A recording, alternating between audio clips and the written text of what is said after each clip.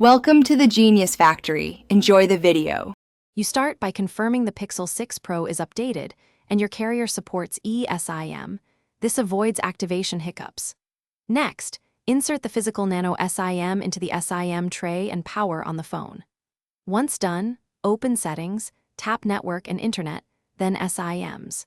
Make sure you have the carrier QR or activation code handy before proceeding, because the next step will require scanning or entering that info to add the second line. You tap Add Carrier and choose eSIM to begin. Scan the carrier QR code or type the activation code. This is how the network links to your phone. While the eSIM activates, label each line for quick identification because clear labels prevent accidental charges. Once active, set which SIM handles mobile data, which handles calls, and which handles SMS. Make sure to toggle roaming only when required, since that affects billing and connectivity. You finish by testing both lines.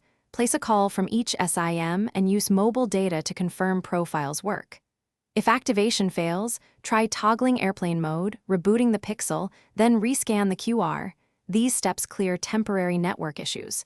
If problems persist, contact your carrier with the eSIM ID. Finally, use SIM preferences to switch defaults. You can change them anytime, and only remove an eSIM if you are replaced.